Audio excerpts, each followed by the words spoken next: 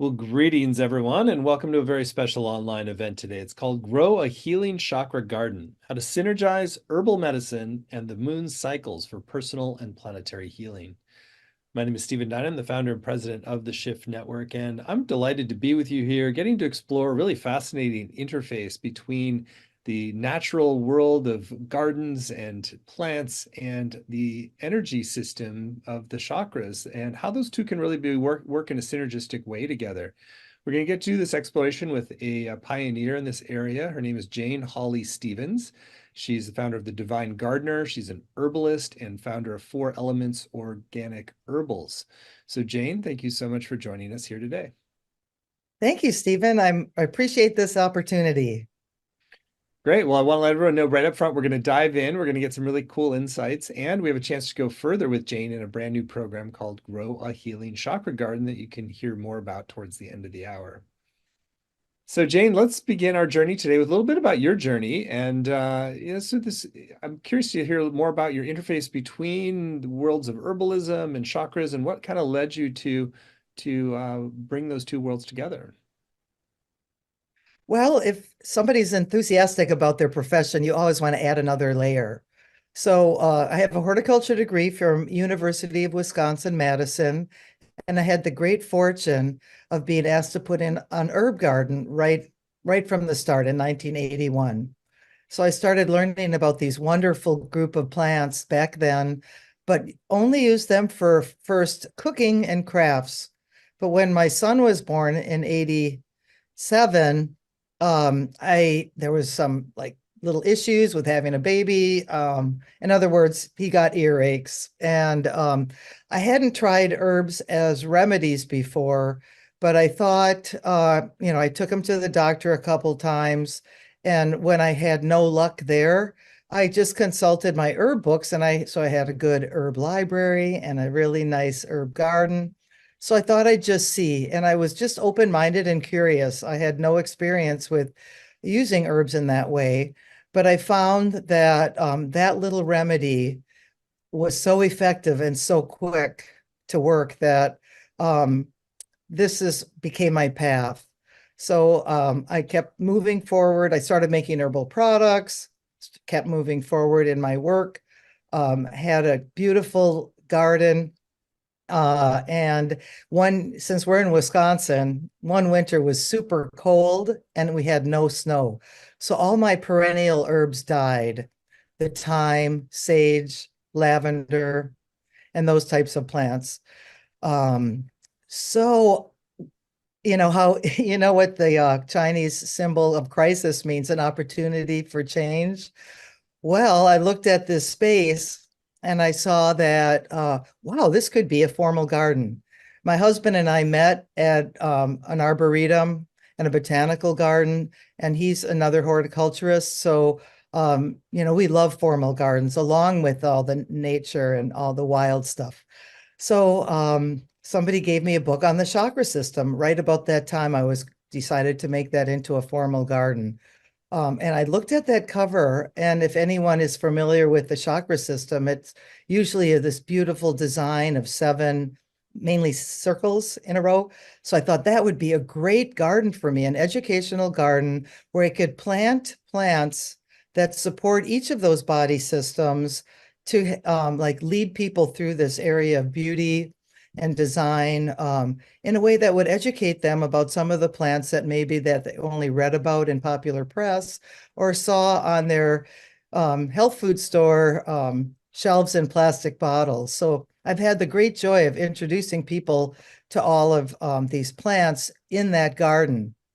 And then with my book, The Celestial Garden, Growing Herbs, Vegetables, and Flowers According to the Moon and the Zodiac, I started taking more of the astrology classes so I could get a better grasp on that. And I found that the planets also align with the chakras and the chakra system. So it's been just such synergy and so beautiful for me to see how all these systems come together to support us. Hmm. was a fascinating journey you've been on, and I'd love to dive in deeper now into, I mean, so we've got the chakra healing aspects and sort of understanding how plants can work with our chakras, and then also the celestial. So maybe start with, you design a garden that is aligned with the chakras. Maybe share a little bit how you went about that and what sort of plants you correspond to each chakra. That's a great question because it's what I love so much.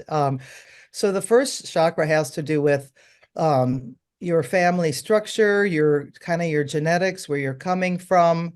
And so for that, one thing I planted was a boxwood hedge because right about that time I found my father had cancer and one of his favorite things was boxwood. And also that chakra is is the only one that's shaped in a square. So a boxwood hedge made perfect sense for that first chakra. Also in I think it's local folklore, but my mother told me that everyone should have a peony from their grandmother's farm. Well, I have a peony from my grandmother's farm, which happened to be in Czechoslovakia. And so that would be a perfect root chakra plant because in Chinese medicine, the root is used as a yin tonic, something cooling and moistening. I do want to say to your listeners that I am not a doctor and I can't profess to treat, mitigate, or cure diseases. I'm basically like an horticulturist and folk herbalist, somebody who's just worked with plants for over 40 years and has a great love affair with them. It's really fun to see the magic that comes from an intentional garden like this. For example, motherwort is a plant that is well known to support the heart, a well-functioning heart system. So motherwort would move itself like it's a wild plant where I live. So it would just move into the fourth or the heart chakra. Mullein, something well known to support healthy lung function, moves into the fifth chakra, to help support, great breathing and lung function. So you've got these gardens planted, and then how do you sort of work with your own chakra system and this sort of the garden that you've planted? Are you sort of each day sort of assessing where there might be imbalances? How are you kind of diagnosing and working with what might be most useful? Well, my approach to the chakra system is really a lens for understanding systems. Although I do go and like weed out or usually it's weeding because we've had a lot of rain and the weeds are growing crazy. But so if I feel like a need for something in the heart or better communication, I can go to those areas and tend to those spots in that garden.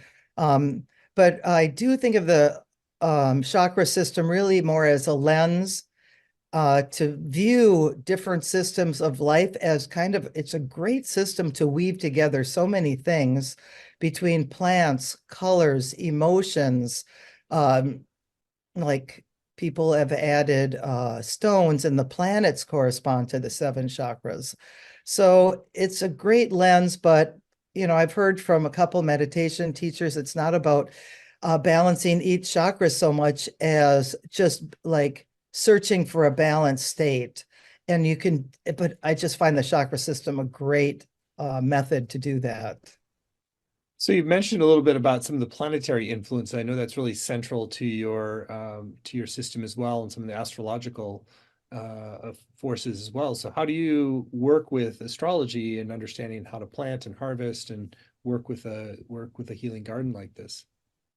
That's been a very fun layer to add on. So, for example, the moon in the system that I'm following, the moon is associated with the sixth chakra. So it's your intuition and, think of dream time and trying to get your guidance through that way. So, I would go there and I would plant colors that are associated with the moon, like white flowers and white things. But also like plants that would help you with dream time. And so again, it's kind of like a part of the web, a way to weave things together for a better understanding. It just is this through all of these systems, I have found such support in nature in so many different ways. And So now when I look around, I see support from plants. Like, I love this one. I've been looking down for 40 years going, wow, all these plants are supporting us. And now I also look up and think, oh my gosh, all this timing support is above our heads too. So I just see that we're in this infinite web of healing and beauty from below and above. And, I found that through this chakra garden. Hmm. I love that infinite web of healing beauty. And so maybe share a little bit more about how you're working with harvesting and taking these different herbal medicines. Are there preferences you have about the ways that you're working with each? Yeah, that goes back to old alchemy, really. In old alchemy, and I've done this too, but some plants, say if you want to have a plant that is for heart medicine, you can go and collect this or plant this when the moon is in Venus, the planet that rules the heart. So I've done this too, where I would plant according to the moon influences in order to potentize my herbs.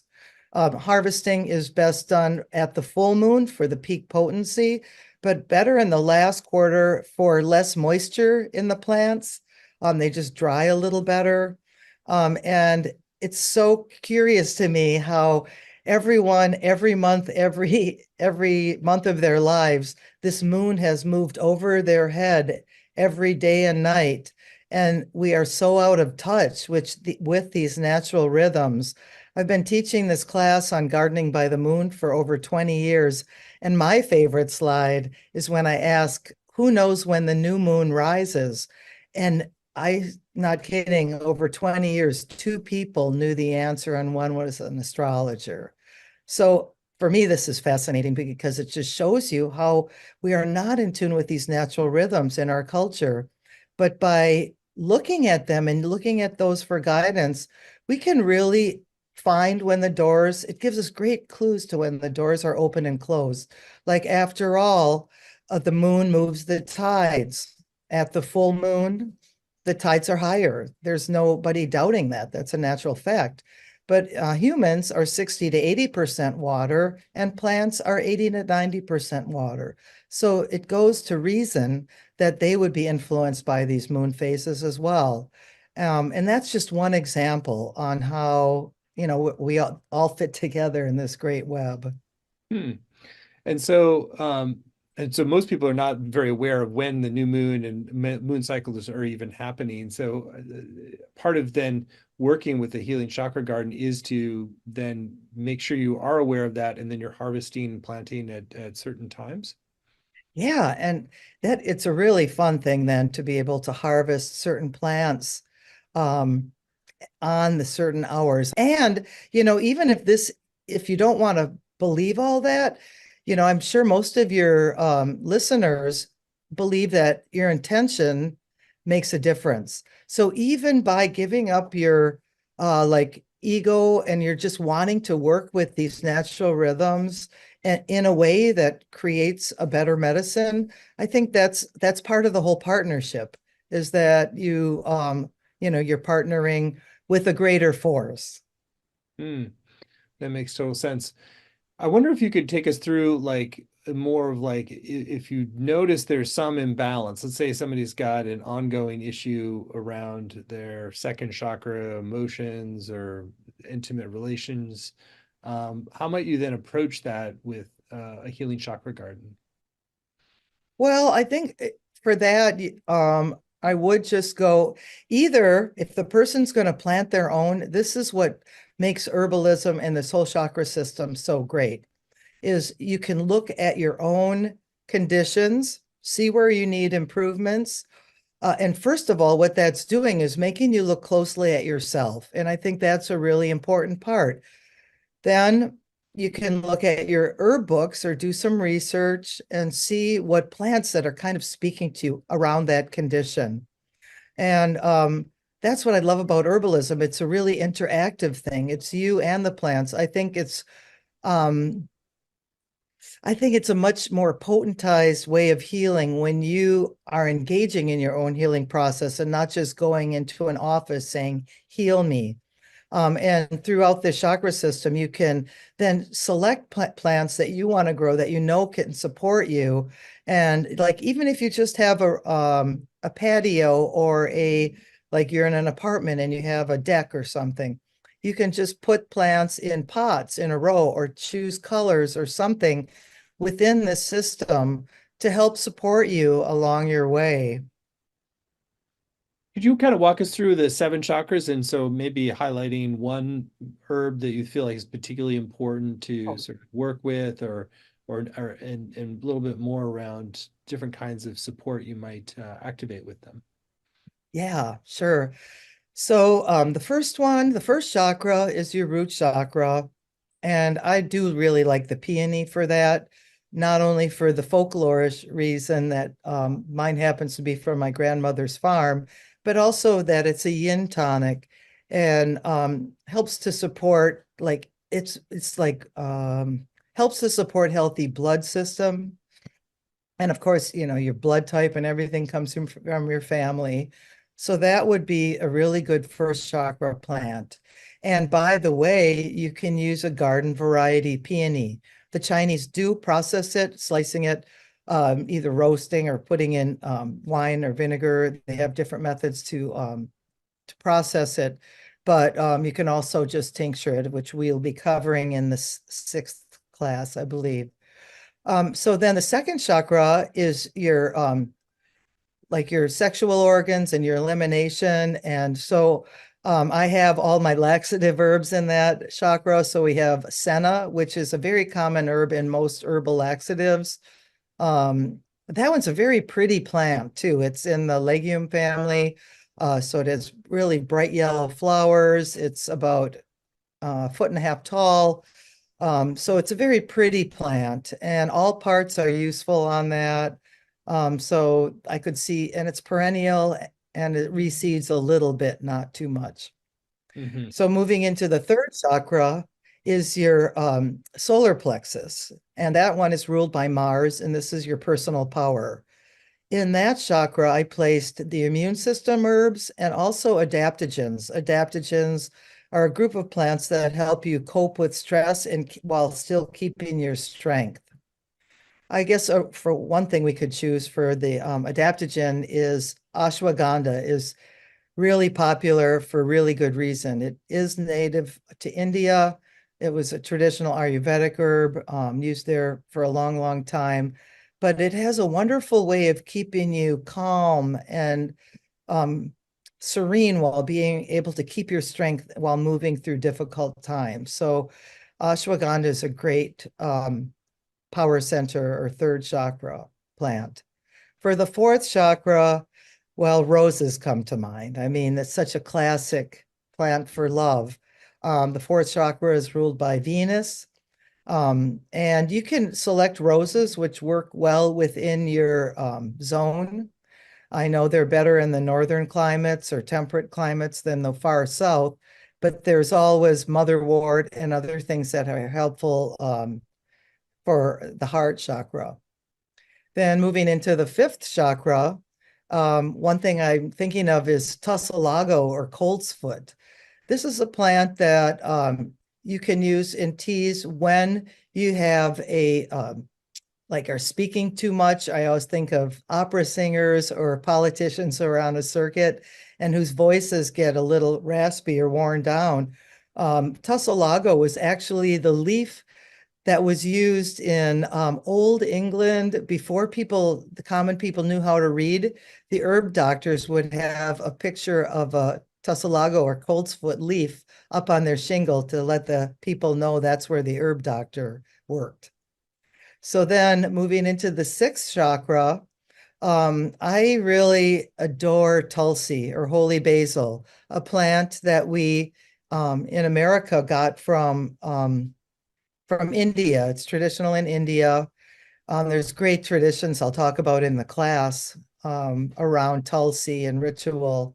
But that's been adopted by Americans a lot too, because of the way, for me, what I really like about it, it helps to support healthy mind and clarity. In fact, that's what I'm drinking right now in my cup of tea is a Tulsi. Yes, and it tastes great. It's easy to grow. It grows as easy as a sweet basil, and it's they're like sisters, they're related. And so that's a wonderful sixth chakra herb. Then moving into the seventh chakra or your crown chakra, I really like Archangelica. It's the Latin name is Archangelica. What a lovely Latin name, right? So anyway, that one say the angels reside around Angelica, and that one is interestingly the root is used as digestive aid, but the flowers are just like a sunshine in this beautiful globe. So that gives you a little sample. Yeah, that gives us a really great sample of how you can have a primary ally you're working with in each chakra, and then maybe add in like a little bit more about how you're working with the lunar cycles to sort of optimize those treatments or rebalancing of our system. Yeah, I think well the 4 quarters of the moon is a great way to actually plan your month. And gardening for sure. So the first quarter, I'd like to just describe both of these, the gardening part as well as any person at all. So the first quarter of the first one is called the new moon. That's at the dark of the moon. That's when the moon rises with the sun, which nobody in America knows that, but that's why we don't see the moon when it's a new moon because it's right in a line with the sun. And so it's out all day long. That's a time of new beginnings.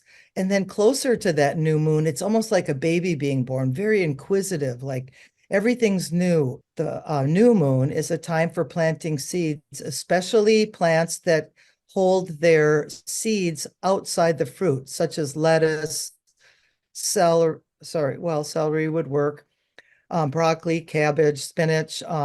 When you see the seeds like up on little seed heads on the flowers moving into the first quarter, that's when the moon is shaped like a D. So the capital letter D. This is another fun trick is to know the quarters of the moon when you look up at the sky is the word dock. The D is shaped, is the first quarter, the O is the full moon, and the C lets you know that we're in the last quarter.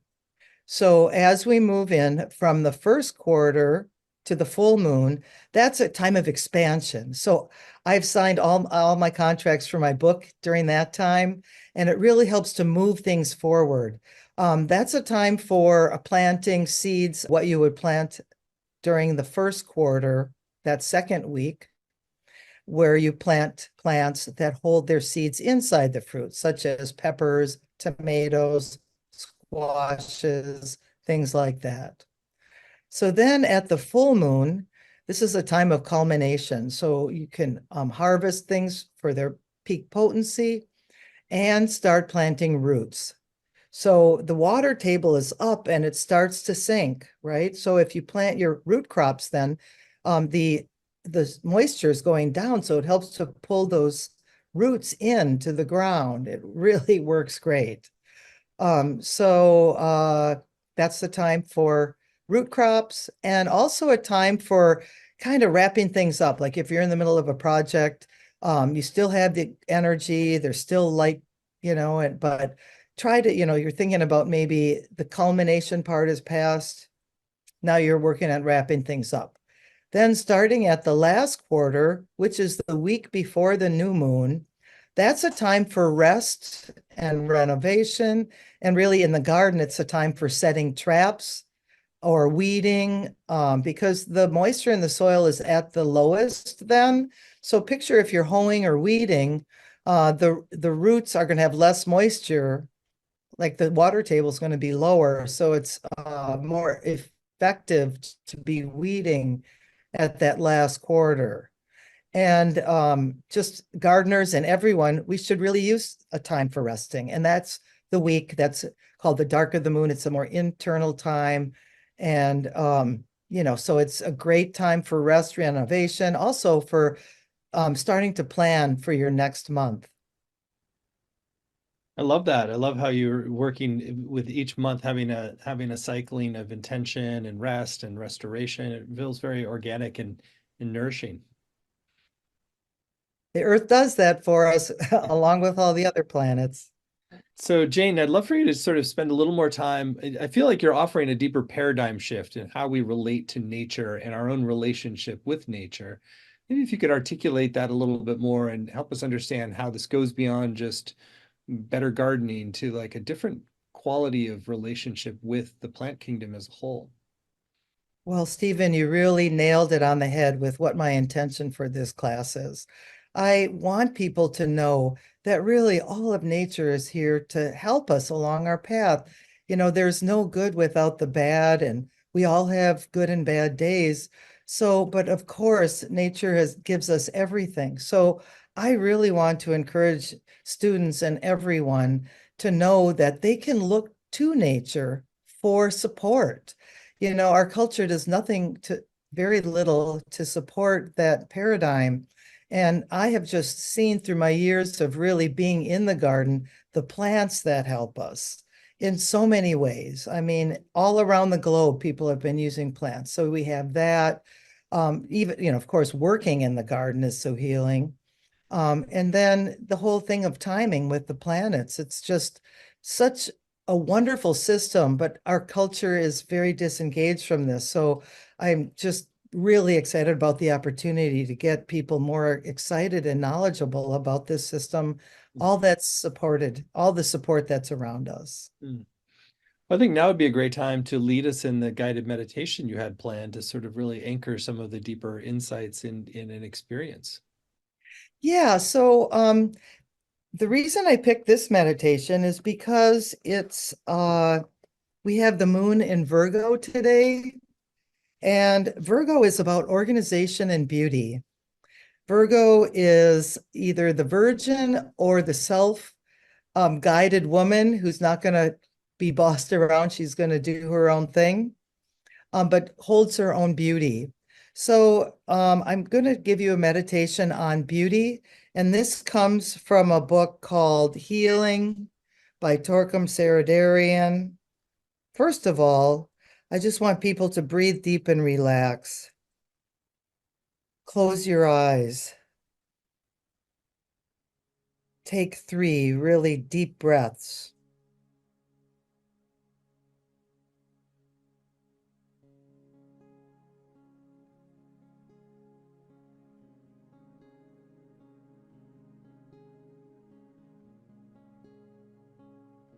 So relax and focus your attention in your head.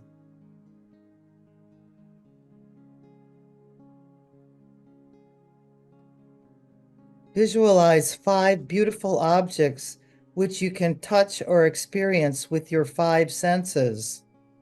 Create something beautiful. Take your time. We have about maybe 2 minutes or so we'll take to visualize this tangible, beautiful thing.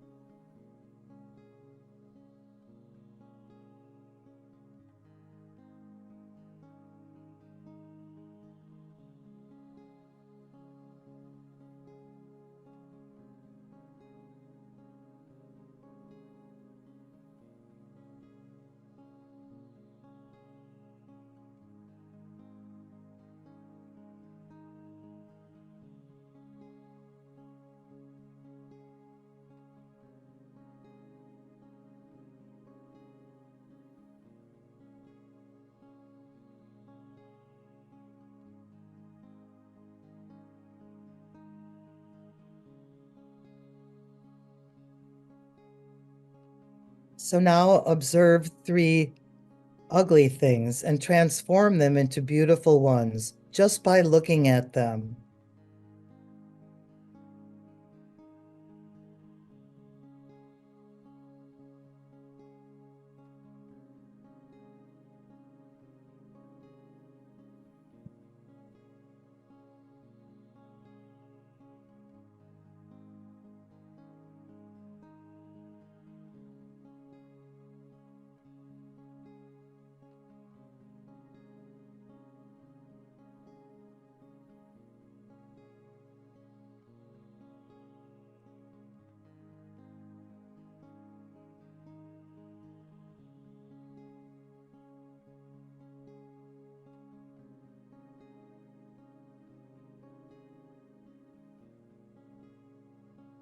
Meditate on the word beauty.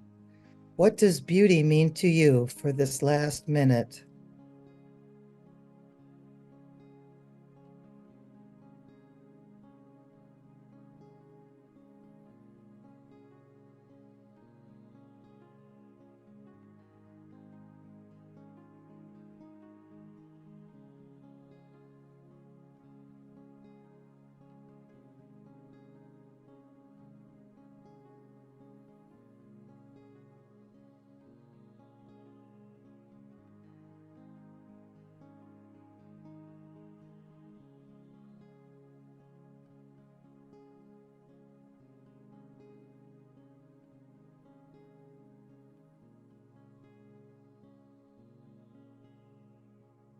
So open your eyes and stay relaxed, and we can come back to our interview.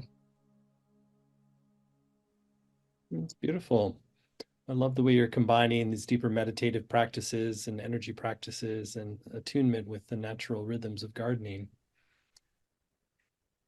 It's I want, amazing how it all fits together. yeah, it's a very organic, natural system that you're creating. So beautiful. Well, I want to ask a little more. You also talk a lot about divine timing and the greater flow of your life. And so there's the planting and harvesting of plants, but maybe share a little bit about your philosophy of how all of these systems can work together to create divine timing around things. Well, it's about our engagement. And my intention with this class is to really expand people's consciousness so that they can start to see these rhythms by their engagement in them, right? I mean, uh, that's how you learn. That's how you can really, by experience, you can take it into your heart and life. So I just think that I hope to introduce some of these concepts to the students that they can take into their life. And as I chose the meditation today on beauty, it was so in line with the way the moon was enhancing that. I mean, we chose that on a Virgo moon. So, I'd like to really encourage people in this class and get them more knowledgeable about how all of these rhythms really work to support them. Hmm, wonderful. Great. Well, let's dive into a little. I also think that there's something about this bridging of the cosmos and the earth, that the astrological influence, and I'd love for you to share a little bit more about how you see that this sort of a perspective on working with the chakras, how does it also connect us in with the larger kind of celestial cosmos out there as well? Well, I learned that system. It really was introduced to me through the old farmer's almanac style of gardening by the moon, by taking myself out of my like more egocentric, I'm going to do this today with the garden or to the garden. I would step back and see what was recommended according to the moon phases and what if the zodiac sign was in a water element or fire elements or a dry or wet element. And I would change my gardening practices according to that. Through that lens, I saw things just coming together so much more beautifully and with ease. And so that's what I'm just so excited about sharing too, is that when you do, I learned it through gardening. Then I took the astrology classes to get more knowledge. But it's just really cool when you see that these systems really work. And gardening is such a tangible way to do it too. You can plant your potatoes in the wrong sign and then the right time. And in fact, my husband planted his potatoes 2 weeks earlier than mine in the wrong time. I said, save some of those for me to plant during the right timing. And when he harvested his, he said, oh, I'm so disappointed with this potato crop. But when I harvested mine, they were much bigger and more plentiful. And that just is counterintuitive to gardeners that mine would be 2 weeks later and yet bigger. Hmm. That's a really interesting example that you're talking about. Yeah.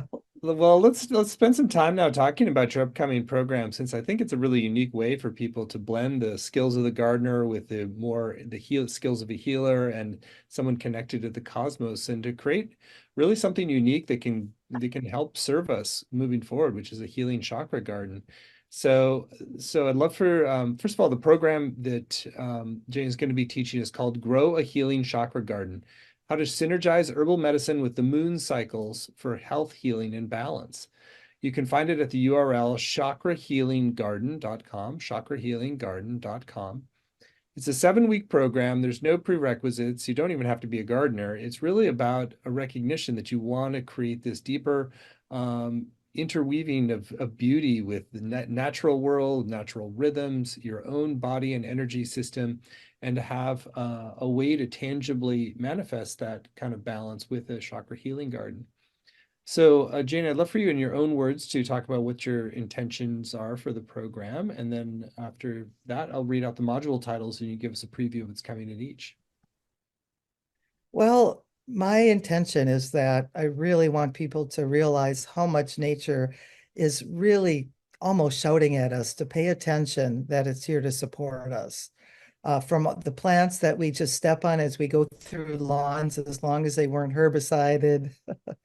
In other words, there's a lot of plants that just grow in grass that can do all sorts of things to help us heal. There's wild plants, there's cultivated plants.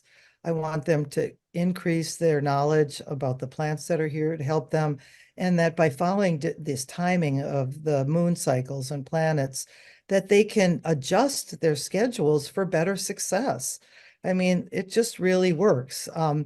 There's no the fact that astrology has been around for so many thousands of years, proves to me that there's something there. It's so I I want them to expand their consciousness to be able to understand that there is more than they realize out there to support them. Hmm. Module 1 is called Align with the Cycles of Life to Feel Supported, Connected, and Full of Life Through the Chakras, Plants, and Planets. This is kind of an introductory class to give people an idea about these different rhythms and the chakra system. So it's kind of an overview of what we're going to be getting into deeper throughout the class, but it'll go into maybe more like historical and general information that then we can get into deeper as we go through the modules. Module 2, Chakras 1 and 2, Nurture the goodness of your roots, heal intergenerational wounds, and activate your creative potential. Yeah, this is where we hold a lot of our belief systems that may or may not serve us. So we can explore that through the lens of the chakra system.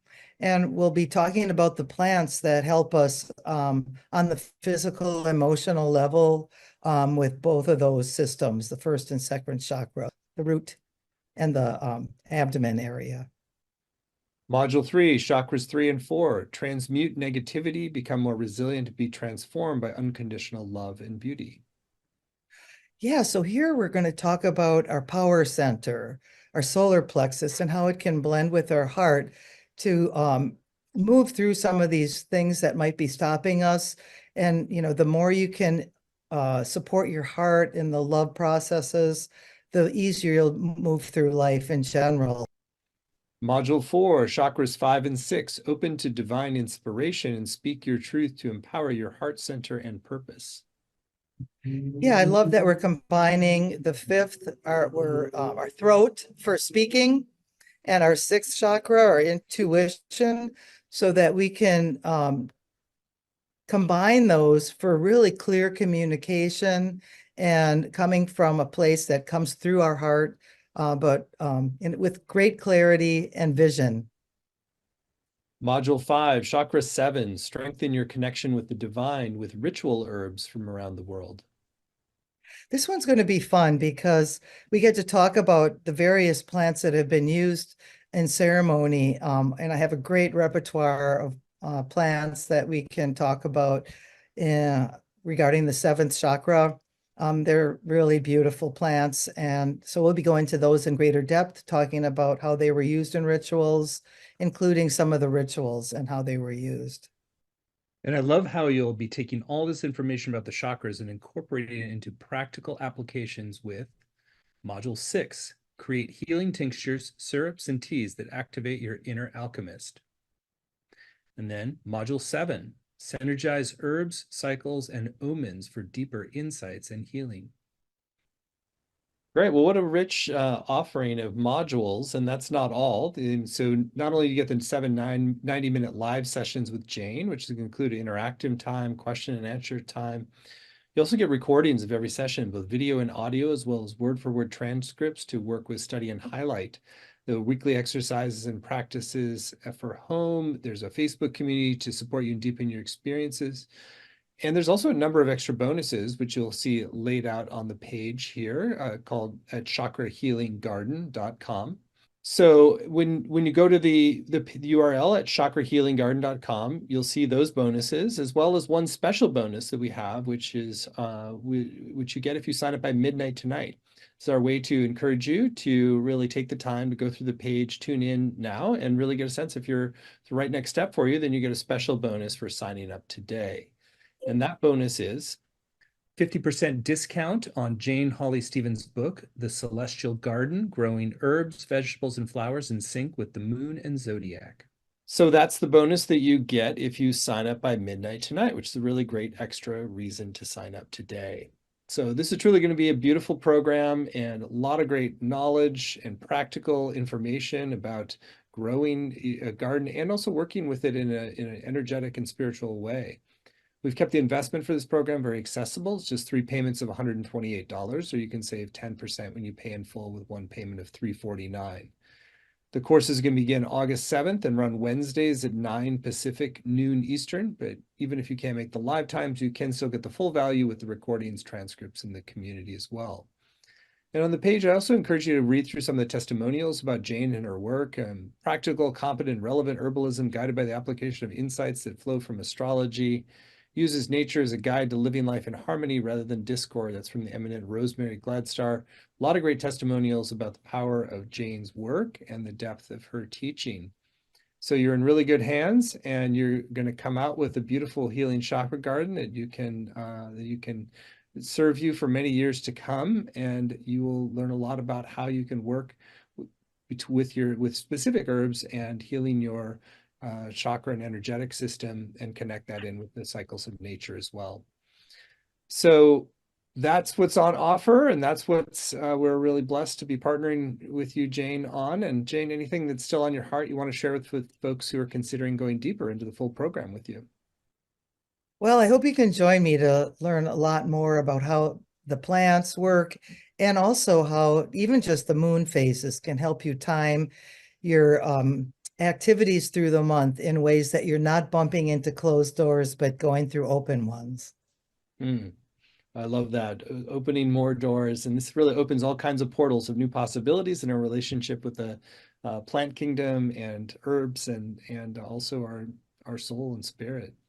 So thank you, Jane, for being a beautiful pioneer in this area and sharing your wisdom here today, and also partnering with us on the upcoming program, which again is called Grow a Healing Chakra Garden, how to synergize herbal medicine with the moon cycles for health, healing, and balance. And you can get all the details at chakrahealinggarden.com. And if you sign up today, you're going to get that special bonus, which is 50% discount on Jane Hawley Stevens' book, The Celestial Garden, Growing Herbs, Vegetables, and Flowers in Sync with the Moon and Zodiac. And so, Jane, we're coming to the end of our time together. It's really been a joy to be with you. Thank you so much for making the time. And thank you for partnering with us on this program. So many blessings to you, and everyone out there. You're warmly welcome to go further with Jane at chakrahealinggarden.com. Thank you so much. Thank you, Stephen. I appreciate it. Awesome.